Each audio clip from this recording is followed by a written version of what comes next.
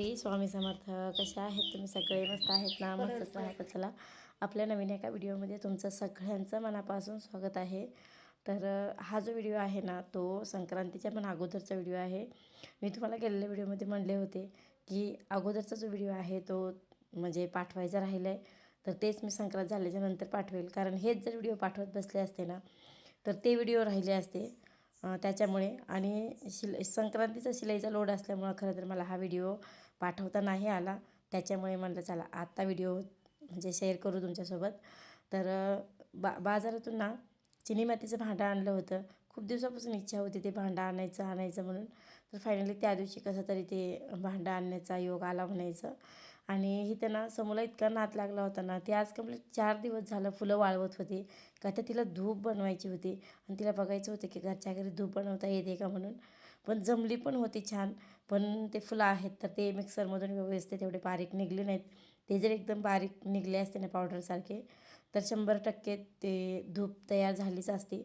पण तसं नाही झालं. थोडी बिघडली धूप. म्हणलं जाऊ दे आता.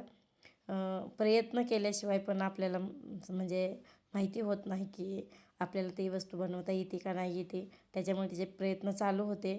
पण चला, पहिल्यांदा प्रयत्न केला कोणाचा पण बिघडतोच. नेक्स्ट टाईमला जेव्हा बनवेल तर तेव्हा तिला समजेल की धूप नेमकं कशी बनवायची. तर असो, इथं मातीचं भांडं होतं ना, तर त्याच्यात दिवसभर आम्ही पाण्यात भिजवलं भांडं. काकूला विचारलं तर काकू काय म्हणले, पहिलीसारखी मातीचे भांडे येत नाहीत आता भांडे कसे वापरायचे माहीत नाही.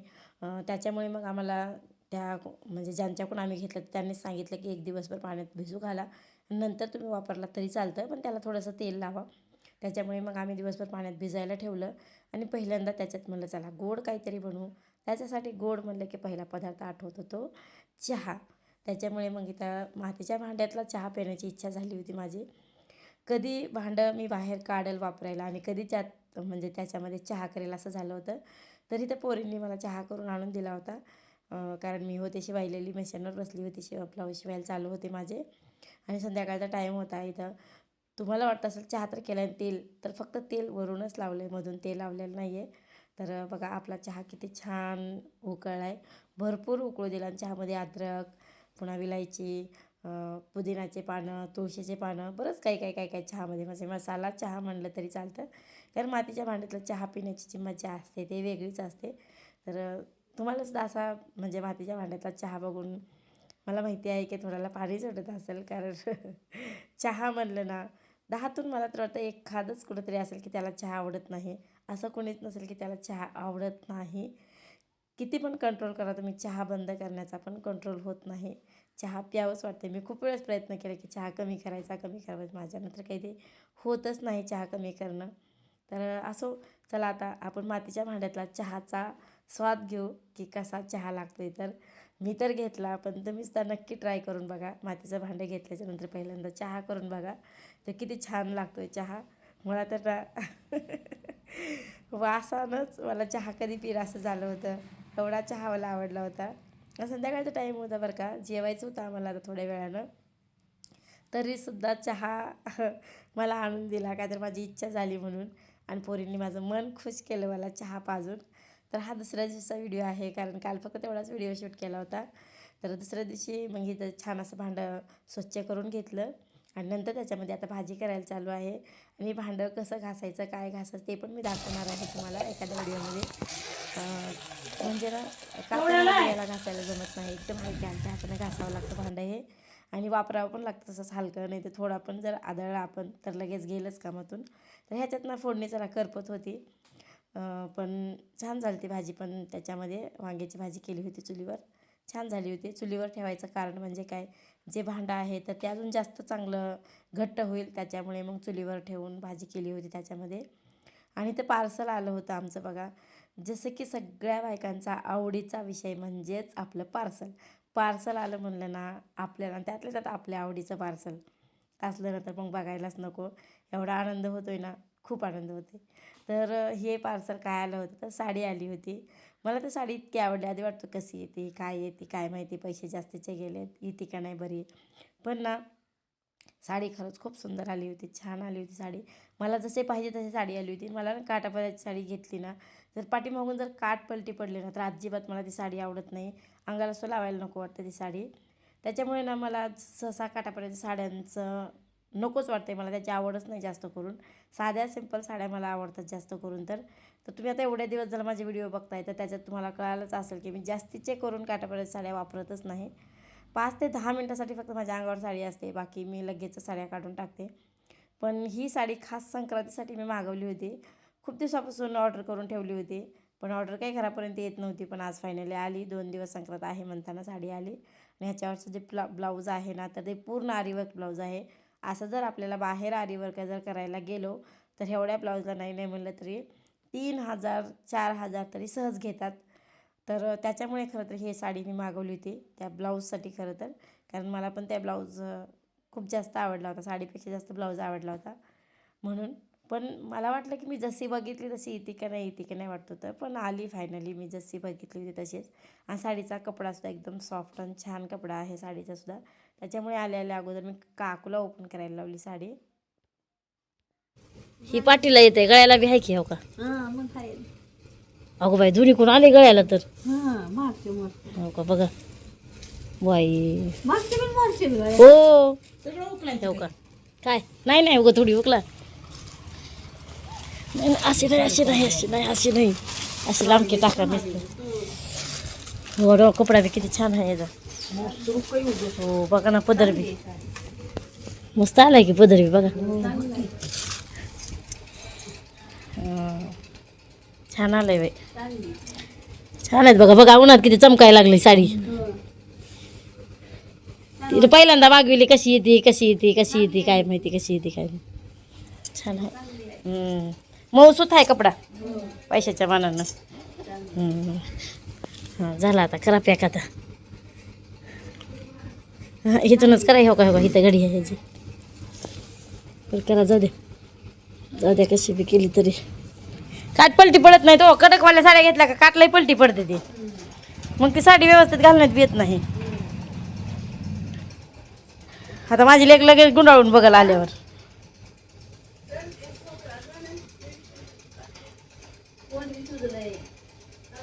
मला येणं बाय राहू दे आता.